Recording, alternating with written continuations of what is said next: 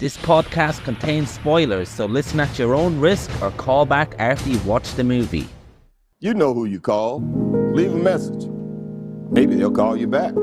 Then again, maybe they won't. We're having ourselves quite a little game of phone tag here. Ring, ring, ring. I usually get this guy's answering machine. I'll call you right back.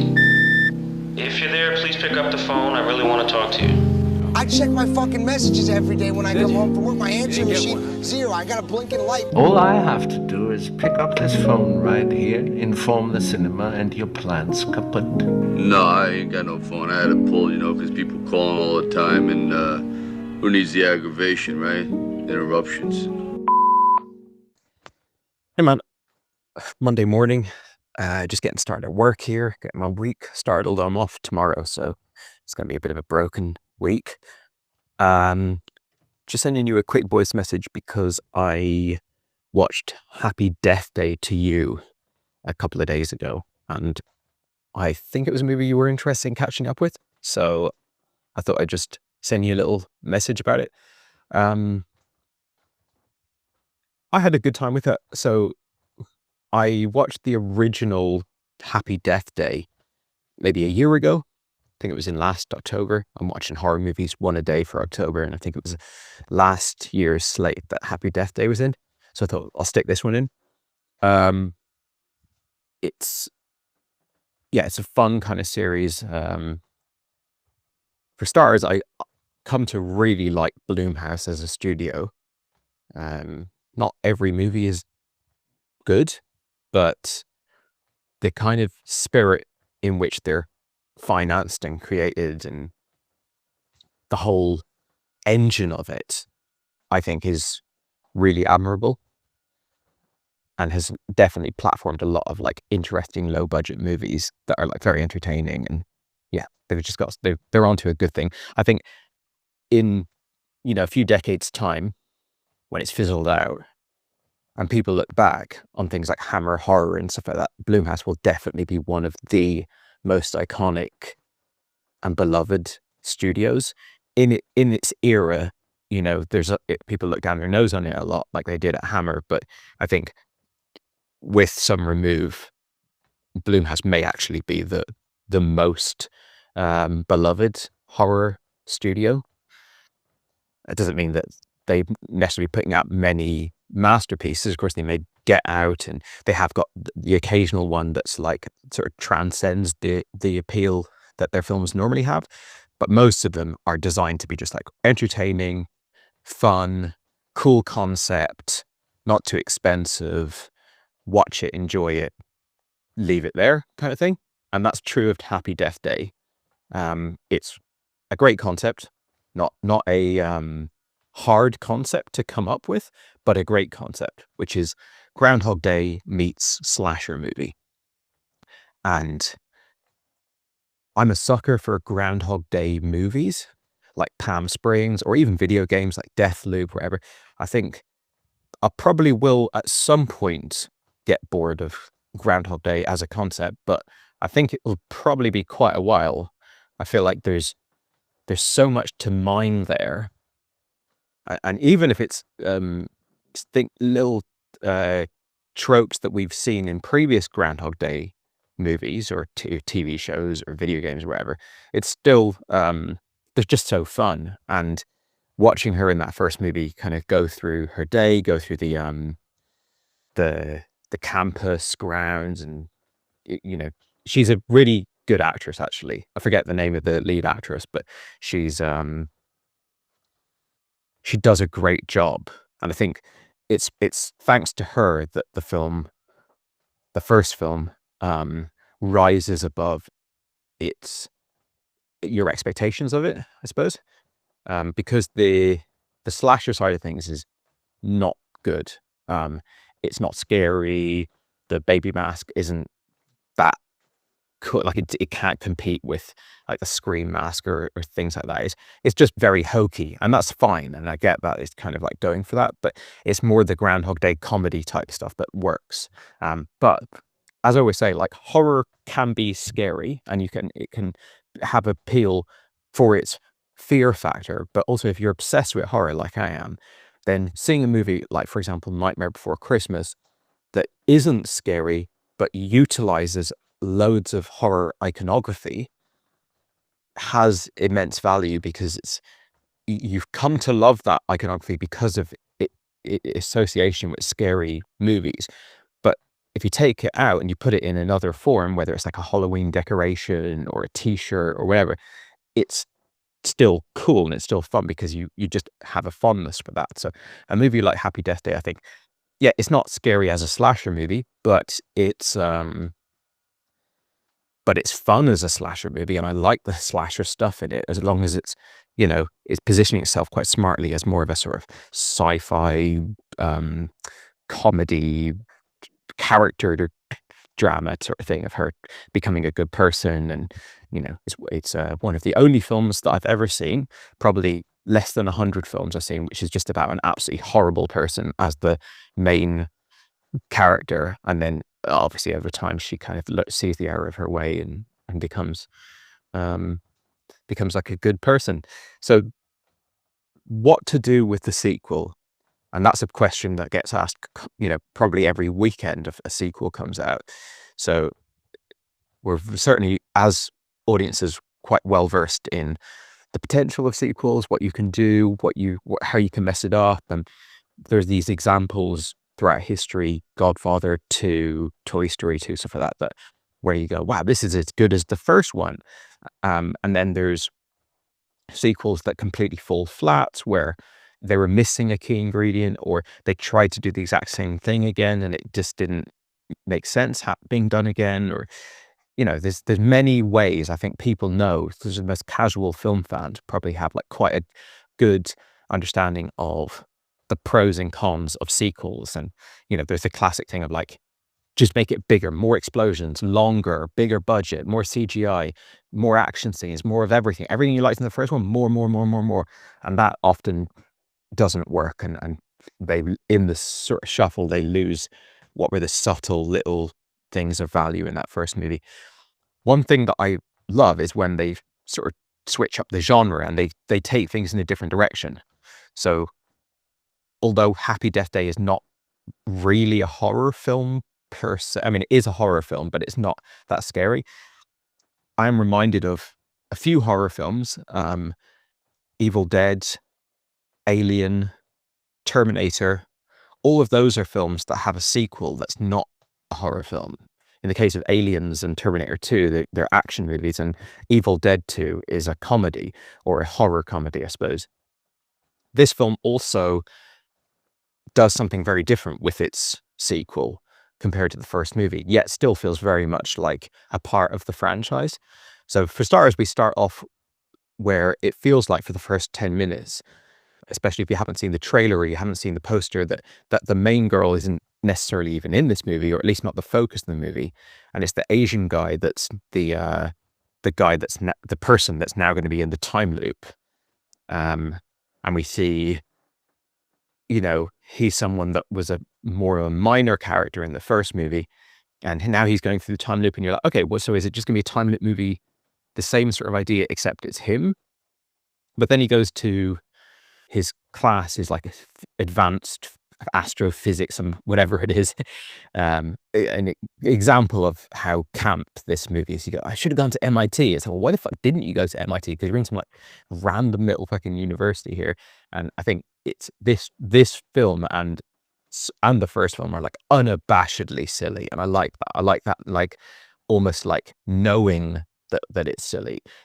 It feels like a kids movie. I've frequently sort of turned to my wife and was like, this is High School Musical, like in some of the drama and the character interactions, but I feel like the film understands what it is quite well, and that's, you know, key to it. So anyway, he goes off to university, goes into his like physics class, and we realize that he's doing some like Higgs boson weird experiment type thing, and that's causing the time loop. Because, oh right, so this is actually going to be a sci-fi movie. It's going to be a sci-fi thriller, like Source Code or something like that. And it kind of is, but it's also like still I don't want to say teen comedy, because they're not teenagers, they're in university, but it's that genre of teen comedy kind of vibe dating and the cheerleader and the all the usual stuff we get.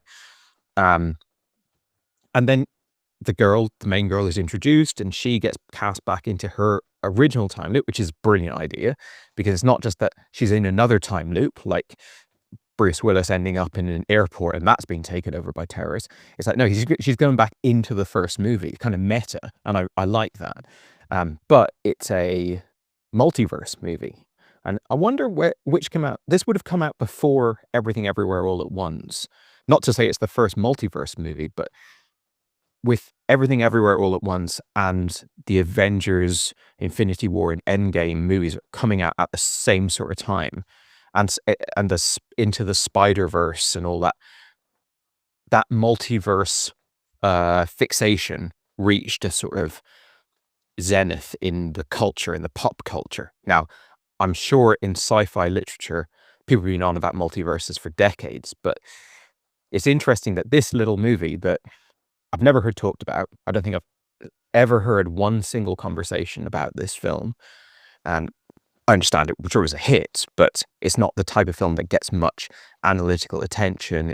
People don't talk about it as like influential, and I'm not even making the argument that it is influential, but it's kind of charming that we got this multiverse movie a few years before that really kind of captured the zeitgeist. And it's not like it's done amazingly well here. It's not, I don't expect many physicists are queuing up to see this movie for its interesting exploration of multiverse theories, but it is fun. There's good material there. I like that, she can't just, when she gets cast back into her time loop, I'm like, oh, she just needs to go kill that chick that was her roommate in the first movie and then problem solved. But no, that's not the case. It's kind of revealed that that girl isn't the killer, and then it becomes a sort of who done it, and they don't go out of their way really to obscure who the bad guy is going to be necessarily, but that's also fine. It's got other things on its mind. I think it's Paramore that did that song, Harsh Times, I think it's called, that has that montage of her dying and her learning basically to become a physicist. That's just the type of great fun stuff that these movies can deliver. Now, I'm not going to put it on the level of Back to the Future, because Back to the Future is a masterpiece. These are throwaway fun movies, but it's the same concern that Back to the Future and this have, which is sci-fi time twisting movie, but our main agenda is fun. Our main agenda is like dating, hijinks, just anything that can contribute to the entertainment and fun factor of the movie. That's our primary concern. And I mean, Palm Springs is another movie that came out a few years ago that is sort of similar in that, yes, it's a time loop movie and it's all like, you could go deep into that rabbit hole like Primer did, but really the main concern is like, well, how is this person going to learn to be a better person? And how is this odd couple going to resolve their differences and stuff like that? And I like that. Again, as a horror film, it's thin. I think if you're looking for horror gratification, you're going to get that less in Happy Death Day 2 You than you got in Happy Death Day. And you already didn't get much of it in Happy Death Day. And by the end of it, it's just completely gone. When they go, they sort of set up the threequel with the horrible girl as the protagonist of that potential movie. And it's like, now it's just pure comedy, high camp. I wouldn't even be surprised if the third movie didn't even have a horror component to it. But the only thing is, this is still Blumhouse. They are still latching onto the marketing potential of horror. So they kind of keep that around for that reason alone. And that girl actually, in that scene where she has to pretend to be like this blind French person, she reveals herself to be like quite a strong comedic actress as well. So I think if they do make a third movie with her, then the franchise is in capable hands there. The guy who made it as far as I understand, he's sort of like the mastermind of this franchise, like wrote it, directed it. I could be wrong on that, but I think he did.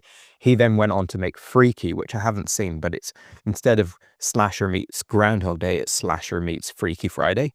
Maybe he can just do the whole, like, next after that he can do Breakfast Club, and then he can do Clueless, and just keep working his way through these like classic, although they're less high concept, I suppose. But yeah, and so I had a good time with it. I think, you know, as I'm doing these months of watching a horror film every day, I really appreciate variety, different textures, and I love that there's movies like this coming out in the horror space where it's just like a really fun, stupid, good time. Again, I think the lead actress is very strong. I've looked her up on IMDb. I've noticed she was in La La Land. Can't remember her in that. She's done a few things. Her most recent movie is Boy Meets World, I think, or Boy Kills World, with young Sarsgaard, who was in, or Skarsgård, I think, who was the guy from It and Barbarian. And that's like an action movie that I've been vaguely interested in seeing, so I might check that out. And yeah, decent fun flick. So let me know if you watched it. I know you're not a massive horror person, so I wonder when you watch films that are somehow tangentially horror, like you could put it under the horror umbrella, but are like really making no effort to provide like the extreme, intense, terrifying experience that other horror films strive for, whether they succeed or not. Is that a plus to you? Is it like, oh, now you're giving me stuff other than horror, that means I'm gonna like the movie more? Or are you more like, I thought this was gonna be a horror movie, what's all this? Yeah, be interesting to know what you think of it. Yeah, just to pick up on the end of your voice note there, this is as much of a horror movie to me as Back to the Future is a 1950s period piece. It's not really, and if you're gonna bring slasher stuff into the movie, if you're gonna take time to do that stuff, then at least do it well. So for me with this, like, the concept is cool. I like the first one. This one I didn't like as much as the last one, and I don't think they fully made use of every concept they came up with. But in terms of the horror, particularly in this one, it's almost like when an action comedy that's predominantly funny then tries to bring in some action sequences in between the comedy. And that's what I felt about the horror elements in this. When I'm watching it, I'm thinking, yeah, why is this here? You know, but it's fine. It's just the vessel that this material, this time travel stuff is delivered. So I can't be too critical of it. But then again, at the same time, I don't really have loads of stuff to say about this film.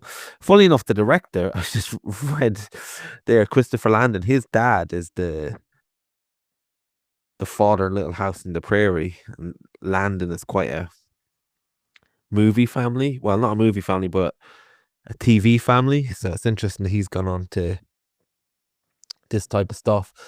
I think this movie understood the assignment. It's that kind of wacky teenager type comedy. Again, they're in university, so they're not technically teenagers, but at the same time they are. So all that stuff is fine. I did laugh a few times with this, and like when the movie starts, luckily it did do a recap of the first one because I had forgotten most about it. And then when Jessica Rhodes' character shows up and she gives us the recap. I'm very glad I got that recap, because then when they try and do the weaving in between of, well, this character was the killer in the first one, but in this they're not, it was much more easier to understand. Yeah, when this movie started to begin with, when it was the Asian kid, can't remember the actor's name now, when he starts off getting killed, and you think it's going to be like, okay, well, I guess we're going to be following him on his loop now. This feels very lesser. I'm thinking, what is even the point of this? But then when Jessica Roach shows up and the movie quickly moves past that, I appreciate it. So the movie's got a lot of good tricks, and it's got a lot of places to go that I appreciated, but it was quite a very slight movie. But I do feel that Jessica Roach really carries this movie, and she really commits to the material. Like you mentioned, that scene when it's that Paramore song and she decides to kill herself so she can learn that science sequence quicker.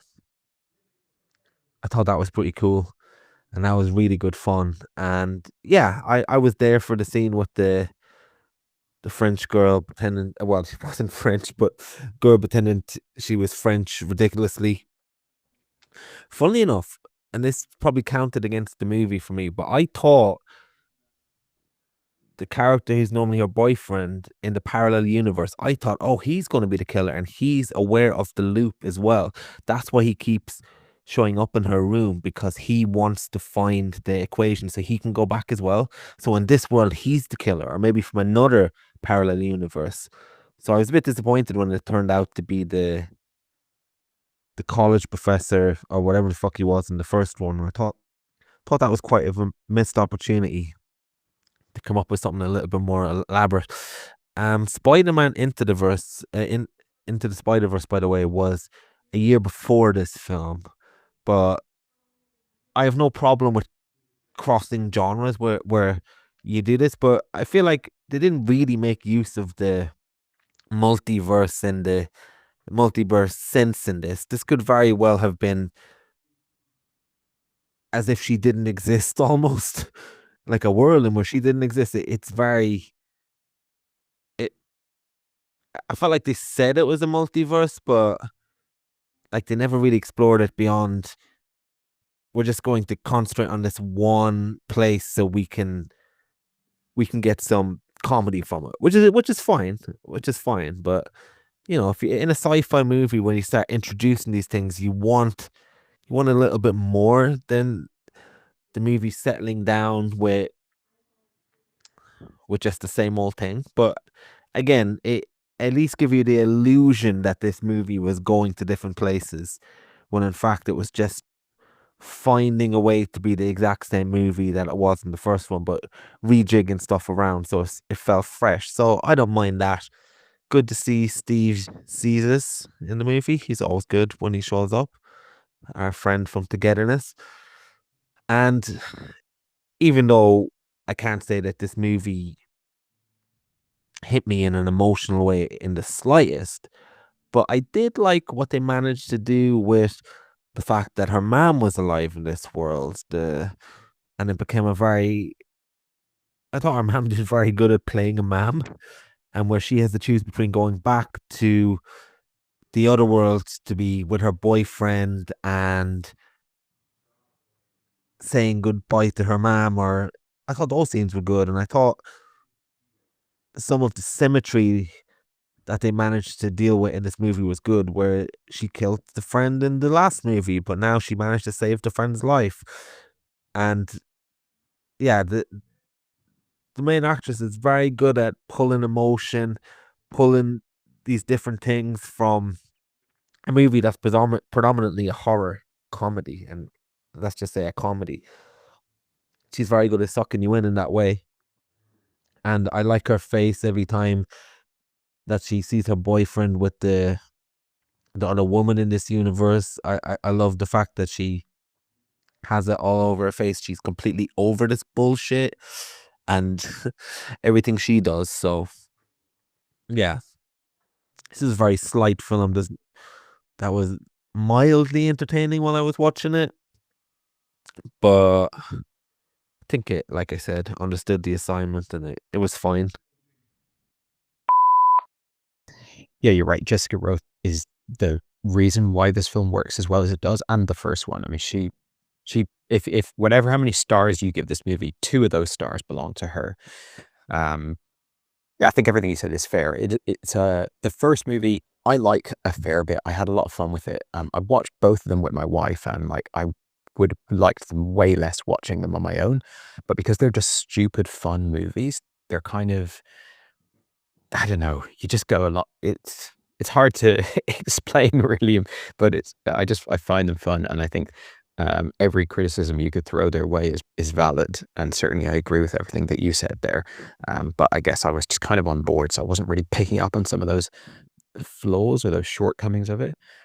Was it Little House on the Prairie his dad worked in? Is that what you said? Is that where Jason Bateman comes from?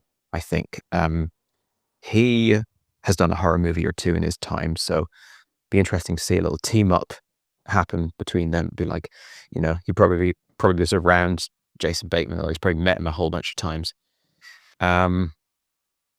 Yeah, I think this is not as good as the first one because the first one is more stripped down. It's more pure. It's less busy, and it's just a simple little concept. I think everything I like about this film is that it's incredibly hard to make a sequel to something that's a stripped down, pure horror movie. And so many of the problems of horror sequels, of either in the case of Scream, where you've got like, well, how come more people are after them now? Like, what the fuck doesn't make any sense that they're just like, one time that's totally believable. It's like harrowing, it's arresting, it's the scariest idea ever that someone could just be a complete psycho and go after you. But then more people just doing the same crowd of people. It's, I don't know. I adore Scream 2 for the record, but you know, that's because it's a masterfully made film. But you have to sort of go along with this stupid conceit of like why the new people are after them. And then in the case of like Halloween or something like that, you're like, well, how come that guy's back? They killed him in the first one. And, you know, there is good horror sequels, but I think considering it's the genre that produces the most sequels, to the point where like sequels are almost guaranteed with a horror movie or a successful horror movie, I still don't think that many horror sequels work. Like a lot of horror fans are like, they're like, oh, I love the Friday the 13th movies. I love the Nightmare on Elm Street movies. I love the Halloween movies. I'm like, I love the Halloween movie, John Carpenter's Halloween. I don't think I love any other Halloween movie. But anyway, I digress. I think if you're going to make a horror sequel, they've sidestepped a lot of the issues that naturally produces, but it is diminishing returns to an extent. I like your action comedy analogy there. We obviously see millions of action comedies, and more often than not, the action is awful in them. But you go, okay, this is a comedy movie. It's almost referencing action more than actually doing action. When you actually see good action in an action comedy, like a Jackie Chan movie or something, it's like, oh wow, it can actually do the action as well. And I think, yeah, this film, the horror is shit. To my memory, the horror wasn't good in the first one either. But I think it's even worse and even lower on the agenda of what this film is interested in doing here. If this film had really good horror, it would be brilliant. Like it would be, I think that would be amazing. But so few films have good horror. Like most horror films have nothing but horror. They don't have comedy. They don't have sci-fi. They don't have interesting time war. Like they literally, the only thing that they got to do, you had one job, and it was to deliver good, potent scares, and they don't manage to pull that off. So when I watch a horror film like this that also completely fails to pull off the horror, but has loads of other tricks up its sleeve, I'm like, okay, well, at least I'm getting that. And it's another color, it's another texture. Compared to other horror films I'm watching. So yeah, it's a very valid complaints of it, but I guess I just wasn't even really expecting much actual scares from this film. You mentioned like being happy they put that recap moment in, and I was as well. I have the first movie fairly clear in my head, but it's still been a year. I'm getting old, so I definitely benefited from it. But I love the placement of it. I love the way this film makes you think for about 10, 15 minutes that you're not going to get a recap and that you're expected to remember everything, and that you're also unsure if she's going to even be in the movie or what's going on here. And then when it's necessary, because we're going back to her and her story and stuff like that, then they give you the recaps. They draw you in with the curiosity, because I think that the standard way to do a movie would be previously on Happy Death Day, like start off with a flashback type thing, a recap at the very beginning of the movie, which doesn't feel like it's part of the movie. It doesn't feel like it organically evolved from the movie. It feels like it's almost like just a bit of admin that needed to be taken care of before the film could start, like the Star Wars opening crawl or whatever. So this is quite kind of interesting. The placement of that recap, that stood out to me as a bit of a more interesting idea than just like the most rote version of this film. And I think if you can't remember the first movie at all, then the professor guy, the college professor being the baddie, is probably particularly unsatisfying, and that's where you do want it to be her boyfriend. Her boyfriend is in the movie loads. It would make much more sense for him to be the baddie in that universe, for it to be like a twist and this universe is so fucked up and so like it's so not where I want to be, that this guy I love is the killer here. Might be hard to like then go back and her be his, like there's just be nothing uncomfortable about her being his girlfriend in the other universe. I don't know, but if you have got the other film fresh in your mind, most of the character development for that professor guy is done in the first movie, and he's established as a prick right in that first movie. Now you get a bit of catch up on that in this film, but I think having it work that he's the baddie requires more familiarity with the first movie. So if you just take this film on its own, it's a bit of a like out of nowhere, like, oh, this guy? Oh yeah, who is he again? So yeah, it's just one difference I think about having it fresh in your head. I agree that it didn't really make much use of the multiverse thing. Interesting that it came after Spider-Verse. I wonder if it was influenced by Spider-Verse, or if the like production schedules are too tight for that to be the case. But I suppose there's two ways you can look at it. One is you can go, there's so much you can do with a multiverse. For example, she doesn't even go to a whole bunch of different universes. I think she spends the entire time in one alternate universe. So it's like, it's not a multiverse movie, it's a parallel universe movie. And there's so many cool, trippy things you could do. Like every time she dies, she's in a different multiverse, and it could be like an everything everywhere type of vibe. But what I guess I was being more glass half full about it, and I was looking at it more like, I wasn't even expecting another universe. Like I was expecting, when I watch a horror sequel, I'm expecting it to bring basically nothing new to the table and to just be a worse version of the first one. And the multiverse thing, however unexplored it is and however light it is, does bring several things to the table. You mentioned the relationship with her mother. I think in the first movie, it's all about she's partially a bitch and she's partially kind of fucked up because she's in mourning. And then we get to this other universe where she desperately wants to escape it, but then it becomes clear that her mother is in that, and there's a lot of drama that's taken from that. Well, that obviously comes out from putting it in a parallel universe. Forget about multiverse, but just parallel universe. The drama of her boyfriend's dating someone else. I think they don't get like action sci-fi universe hopping hijinks out of it, but they do get a fair bit of drama from it. And just as a value add to the movie, I think it's something I wasn't expecting, and something that the film benefits from, could benefit a lot more from. This could be a much better film. It is a average film at best, but I think, it benefits from that multiverse thing. But one interesting thing about it is they try and develop this drama of she's leaving this multiverse and leaving her mother to go back to be with this guy. And they mention other things, like he goes, look, it wouldn't really be you, it wouldn't be your memory and stuff like that. But she then comes back to it several times of like, I'm only going back to that universe for one reason. I'm like, you literally just met this guy yesterday. I mean, of course she was in a Groundhog Day, so she's kind of known him for however many times she's looped through it. But in terms of his experience in the other world, so not her, because she's known him for months. He's known her for like 24 hours or something.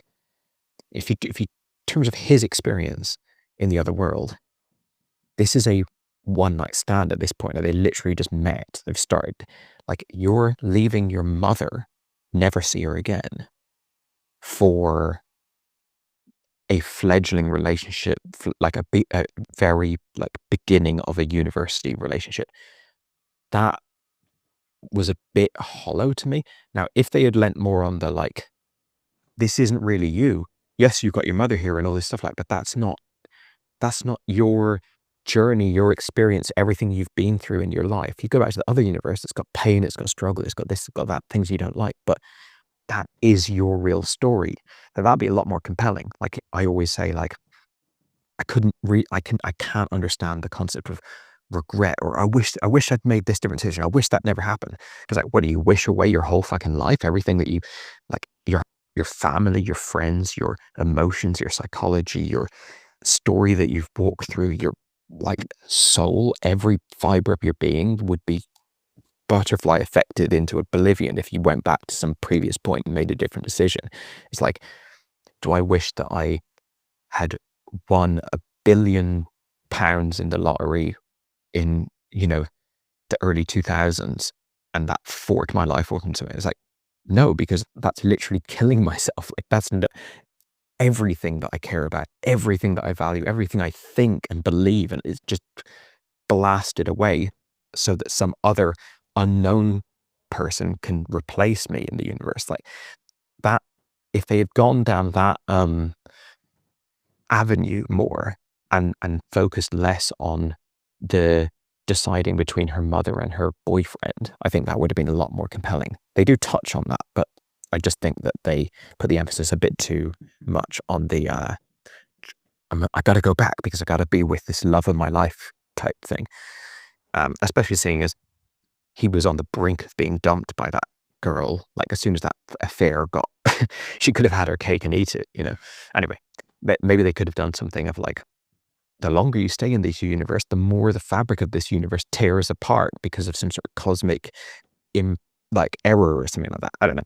Anyway, I got more out of it than you did, but and I would be back for a third helping. I don't know. How about you? Would you go back? Would you watch?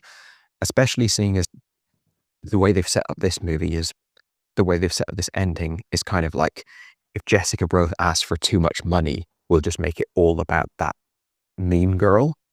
Feels like that's kind of the insurance, the kind of safety net that they built into the end of that movie. Like that last little bit, it reminded me of when Buffy in season 3 or 4, I think it's season 4, with the initiative, like her going down to that base and it's like, we're doing this and everything. Like, it's like, okay, the next movie is literally, it could be the Terminator. Like it doesn't have to have anything horror, although the Terminator does have its roots in horror. I don't know, it'd be interesting to see where they take it, to me anyway. So yeah, let me know if you're on board for a third Happy Death Day 3, or I was thinking they'd probably just replace the E in death with a 3. Happy Death 3 Day. But maybe, can you think of any more articulate possible titles? I think they come up with a good one for this.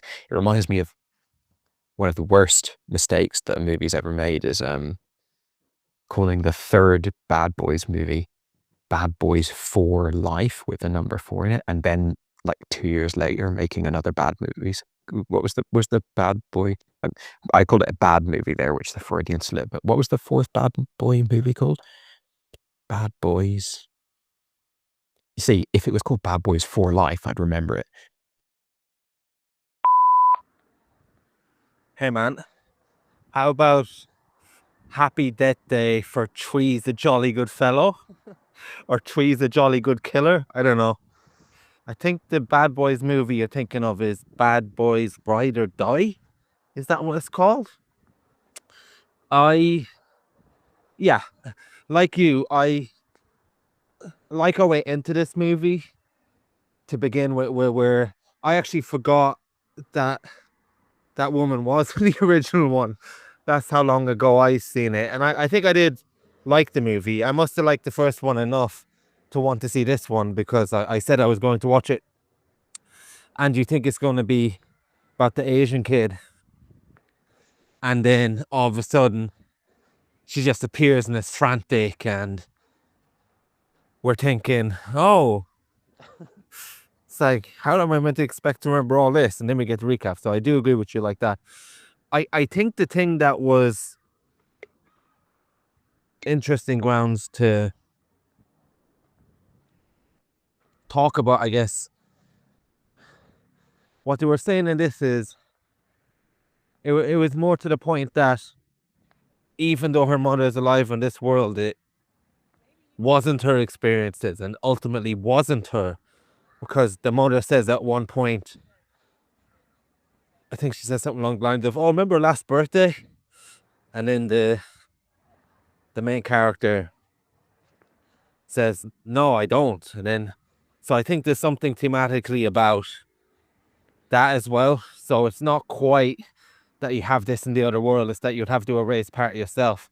And like you were saying, man, I have that same thing where, of course, I wouldn't take £1 million because I like everything that got me here. But you know what? A lot of people don't have that. And maybe if you dislike yourself and you do live in regret land, or you're carrying on something that you wish you could change about yourself, then it probably is tantalizing a kind of do-over and a kind of different narrative. Whereas for people like me and you, I'm like, everything that happened, shitly or otherwise, brought me to have the mind I have now and the conclusions about things I have now. So I wouldn't want to erase that part of me. But you're talking to two people who really like each other, so like themselves and each other. I like you as well. You're cool, you're a swell guy. So swell. I'm watching too many movies from 1960s. So there is that too as well. What I thought would be an absolute awesome concept for this next one. They might as well just go full, just fuck it at this point, you know? I thought would be a cool concept is actually the killer that gets stuck in a time loop and has to relive every day again and again. And then obviously the killer starts off killing people, and then it's really fun. And then they decide they can kill loads of people. They can kill the president today if they want. There's no consequences. And then by the end of it, as it goes on, they are sick of killing people, and then they decide to help people. You could certainly have great fun with that type of comedy and actually have a very good tentative plot for Happy Death Day for Tweez the Jolly Good Fellow. So I thought that would be pretty cool. And yeah, you are right in a way that, in a way, she's only met the boyfriend that she's going to choose this world for, basically for one day. And even though it's multiple times, for one day's worth of scenario.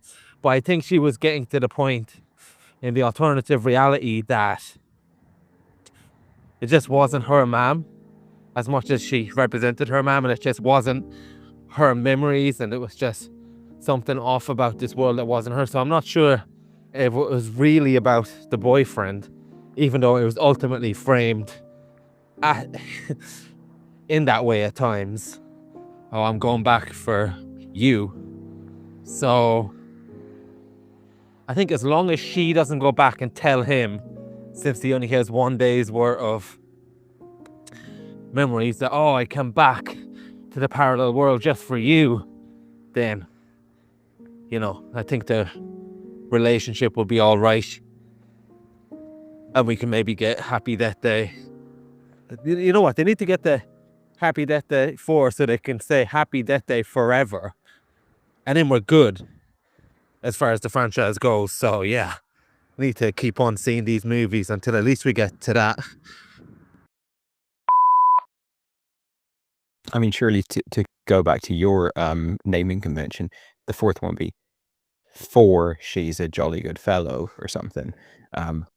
For Three's a Jolly Good Killer, I think is a little more awkward. Doesn't roll off the tongue quite as well as Happy Death Day to You, but you know, it's we can workshop that. I think your concept of it being the killer next time is amazing. It would also be a nice throwback to the first movie where she starts off the movie as a bad person and she ends it as a good person. And the killer, because of course, you know, we've changed who the reveal mystery killer is in both movies. One is her roommate, and the other one is her professor. But although he's not her professor in that timeline or whatever, but the other killer in the movie who does most of the killing, I believe, is this psychopath who's got released from, or he's got like escaped or something like that. He is more in the first movie than in the second movie. I think in the second movie, it's really only like 1 or 2 shots of him. But I don't know how good an actor that guy is. It'd be a bit of a gamble, like having him carry an entire movie, especially seeing as he's not photogenic in the way that like most of the characters in these movies are. But it'd be great if the next movie was about him.